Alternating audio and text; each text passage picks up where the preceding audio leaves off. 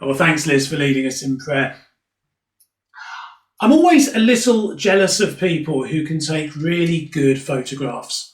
I've got a friend in Manchester who all this week has been posting photos from a riverside walk that I used to do really often and I know really well. And every photo that he's posted is stunning. They're clear and they're beautifully framed and they just pop. And I've never really been very good with a camera. If I take a good photo occasionally, it's more the law of averages than anything else. But I've got a couple of pictures at home that I took a few years ago. The three of us were in London for a day trip and we were on the London Eye and it was a glorious day and the views across London were absolutely spectacular. And I love being up high and being able to see for miles and miles. So I was enjoying every moment of being on the wheel. And so while we were at the top, I got my phone out as you would, and I took a few photos to immortalise the occasion. And on a day like that, a view like that, how can you fail to get a beautiful photograph, right? So when I got home, I put the pictures on my monitor screen so that I could enjoy them at their best. And here's what happened. There must have been a mark or a scuff or something on the glass of the capsule we were riding in. And the focus on my camera is automatic because it's idiot-proof. And somehow the camera lens latched onto that scuff on the glass and adjusted its focus to that. And so I've got this beautifully crisp, sharp photograph of a smear on the glass 135 metres above the River Thames, with the vista of the whole of London beneath me reduced to an out-of-focus smudge on the background. Have you ever noticed how easily a little tiny thing can steal your focus and prevent you from seeing the big picture? Today we're starting off a new series in the book of Hebrews, which is towards the back of the New Testament. And Hebrews is a sermon, actually. If you think my sermons are long, you should read that one through. And it's written to a group of Christians, and we don't know exactly who they were, but what we do know is that those Christians were going through some tough times. They were coming under pressure. Their faith was being squeezed.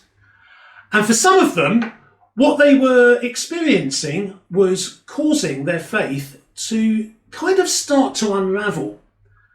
What they were going through was tough enough that it was making them question things that previously they'd been sure of.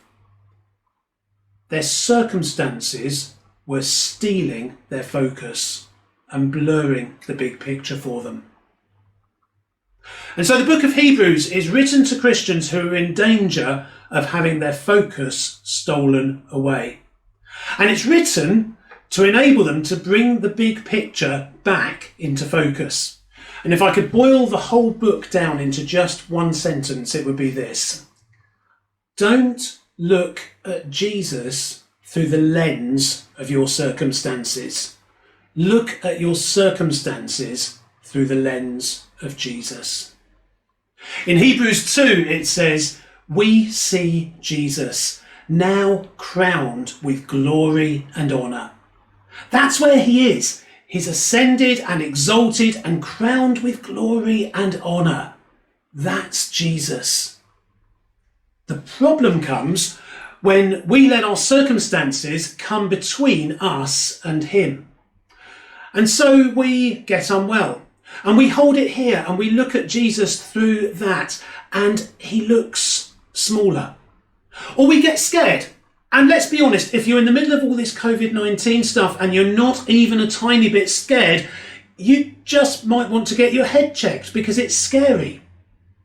But we get scared and we look at Jesus through that thing that scared us and he looks smaller.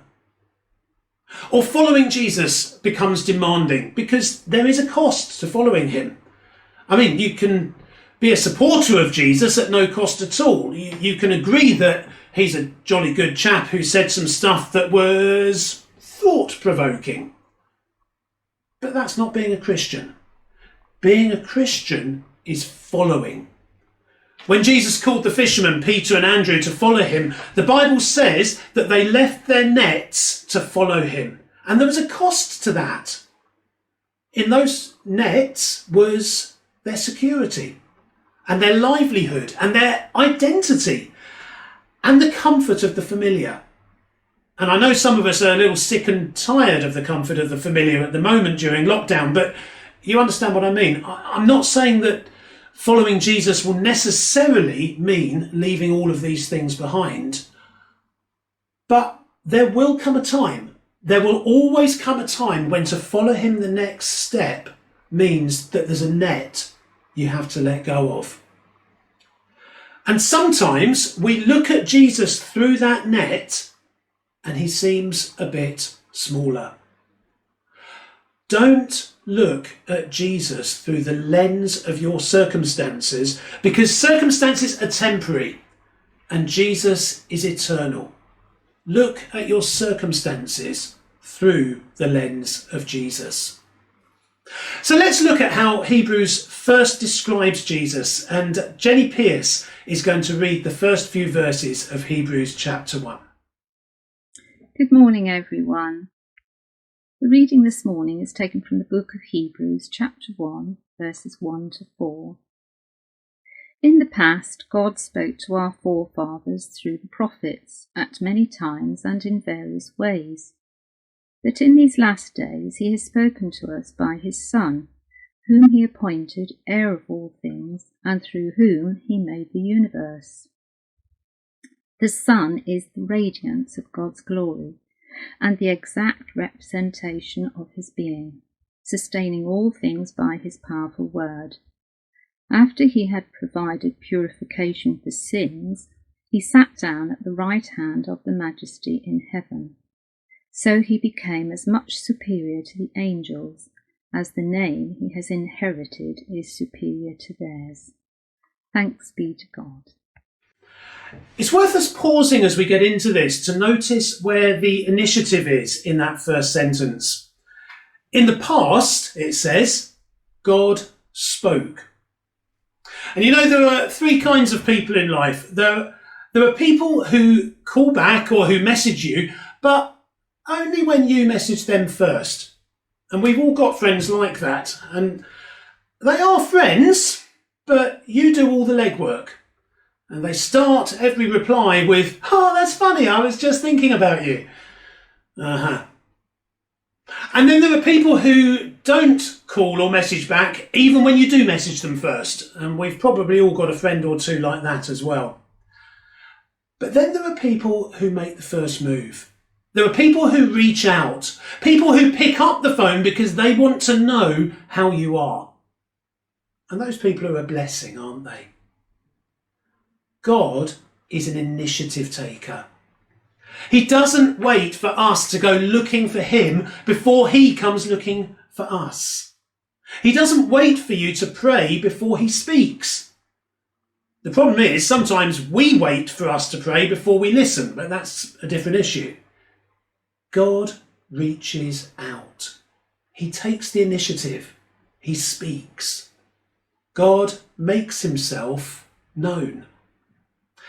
And in the past, it says he did that through the prophets. He did it through people who spoke on his behalf. But now God has rewritten all the rules. Now God has done something even better, because now he has spoken through his Son. And of course, that's Jesus. Hebrews doesn't actually say so until part of the way through the next chapter, so by all means read ahead and check up on me, but it is Jesus that it's talking about. God has shown himself through his Son, Jesus. And most of the book of Hebrews is a detailed explanation of how Jesus is better, how he's greater than anything that had gone before, or anything that they might have been tempted to replace him with. And in these 4 verses are a prelude to all of that. The author introduces Jesus with these beautiful statements about who he is.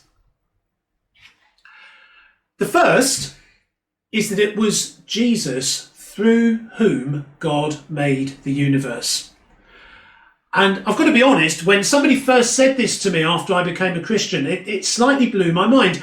I had to rewind and rethink a whole lot of stuff that I thought I knew. I became a Christian in 1986, and I thought that Jesus had just celebrated his 1985th birthday that previous Christmas. But the Son of God didn't pop into being at Christmas, or even 9 months before Christmas. That's just when he became human. And we're going to think about that a lot more next week. But the Son of God is eternal. He was always there. He was involved in the creation of the universe and everything in it. And in the next verse, it tells us that he sustains all things by his powerful word. Jesus does that. Now, obviously, I'm very aware that not everybody in the world believes what I believe, and I respect everybody's right to believe whatever they believe. I might respectfully disagree, but I respect what it is they believe. But just occasionally you hear people say things about the Bible that, with the best will in the world, you have to say, that's just nonsense. One of the craziest is this. I've heard people say, the Bible doesn't actually say that Jesus is God. I think he was just a Jewish philosopher who, went viral. But right here in black and white is Jesus creating the universe and then sustaining it by the power of his word. That's not a job that God subcontracts.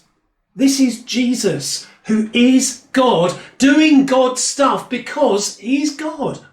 He was always there. He's eternal and all-powerful. The second thing that this passage tells us about Jesus is that the Son is the radiance of God's glory. Now, this is to do with the presence of God. And we know that God is always everywhere, all of the time. There's nowhere you can go to run away or to hide from God. There's nowhere that's out of his sight. But there are times and places that he seems to be particularly present, when his presence is tangible. And we sometimes get a small taste of that presence. There are times when you're worshipping or praying and there's such a sense of God in the room. It's hard to describe, but you just know that he's there. And that presence of God was something that God's people treasured in the Old Testament. And sometimes it had a physical manifestation. When God led his people through the desert, his presence appeared before them as a pillar of cloud in the daytime and as a pillar of fire in the night. And right in the middle of that whole adventure, Moses had a conversation with God. It's in Exodus 33 if you want to look it up. And Moses said, if your presence doesn't go with us, don't let us go from here. It's like he was saying, if your presence isn't coming, I ain't going. I don't want to be away from your presence. But God's glory is something more. God's glory is the presence of God turned up to 11. God's glory is the unrestrained presence of God. When a welder is using an arc welding gun, she has to wear a special face mask because the flash of the arc is so bright that it would burn her retina and could potentially leave her blind. The glory of God is the presence of God with the welding helmet taken away. And Moses was so accustomed to the presence of God that he couldn't even imagine being without it. But even Moses had never seen the glory of God. And we know that because just 3 verses after what I read to you a moment ago, Moses actually says to God, please, would you let me see your glory? And God said no, because it would kill him. It would be too bright. It would be too powerful. It would be too overwhelming, too intense. That's the glory of God. In 1 Timothy, it says God lives in unapproachable light. That's the glory of God. But remember where we set off on this. Jesus is the light beam of God's glory. If the full force of the presence of God shines like 10,000 suns, Jesus is the brilliance of its shining. Where the presence of God shines as light into dark places, Jesus is its illuminating power.